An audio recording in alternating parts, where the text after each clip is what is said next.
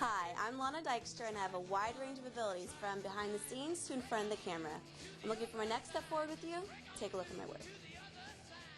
Lana, who should we talk to this morning? Good morning, Chris. I would say line 1, Leah in Stockton. Did you belong to sorority? No. Did you ever see this happening in the frat, any of this kind of stuff? I've heard of different things, but never actually witnessed it. What's the worst thing you heard of? Keep it clean.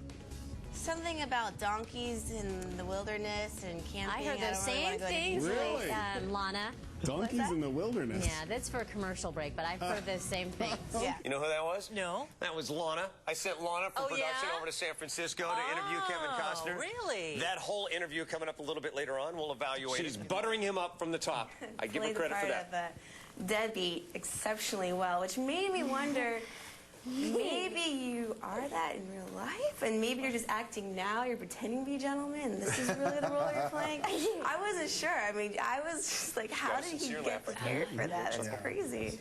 I know he's kind of a rascal. Yeah. And you know, he's the kind of guy I'd probably rather be at Hooters than at church. And I actually had the chance to talk with your mom, and I was wondering, the mom in the movie.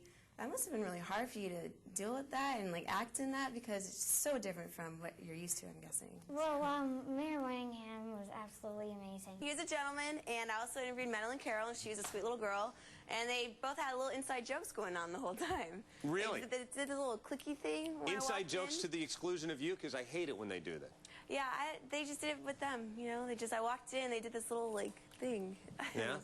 God, that's his signal for help me get a date with this chick. Yeah, exactly. He was using her cell phone number. Hi, we're here today with Leslie from the SPCA Foundation. She's brought in Lily. She needs to be adopted. Can you tell me a little bit more about her? Sure. Lily is a little tortoiseshell. She's about 8 months old. She's already been spayed. She's got her microchip, her vaccination, so she's all ready to go home. Wonderful. If you want to find out any more on this, go to cbs13.com, check on the link, see if you want to bring home another little special friend for the holidays. Thank you. Hello, this is Lana Dykstra for Good Day Sacramento. We are here in San Francisco with Mina Harker. I noticed you start your tour off here in front of the cathedral. Have you ever had any problems with the church coming out, being opposed to your vampire tours at all? That's right. Today, Lana, floor director Lana, she's cooking crab enchiladas, and you're going to get the recipe. Yes, may I present to you the lovely Lana. She cooks too. All right, Ed has been waiting for this segment since 6 o'clock this morning. We all have, Lana. You know, everyone loves a good recipe. And you say, this is the one. This is the one. My mom used to always make this for me, and then I moved away to college, and I would call her up periodically, like, hey, Mom, what's in the, crab enchiladas thing? So she finally made me a little cookbook. Oh, that is cute. Your mom made this for you? Yeah, she made it for me with my sister's help.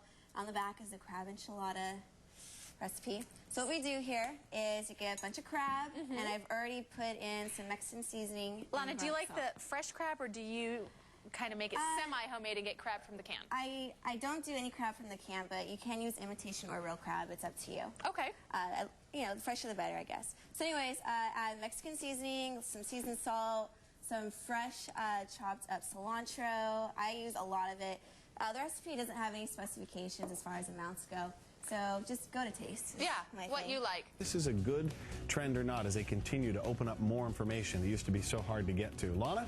Yes, good morning. Morning. There's a lot of calls stacking up. Sorry, it's a little busy. Let's go ahead and talk to Kim from Somerset, line 1. All right, good morning, Kim. What do you think about this? Lana answers all of our calls here in the morning, and she's got some questions viewers have been calling in about, specifically about the new phone. Lana, go ahead, ask Carl what they are. I think one of the main things, having an iPhone myself, that I was a little disappointed in, knowing that such a high-price, high-tech phone is there's no picture text.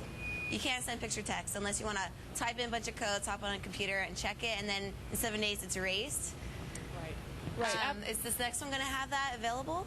No, it's not. That is definitely one of the top 5 complaints that we've been hearing about this new version. Aren't these basic things, though, that that people want on their phones? Why is there a reason why this isn't included?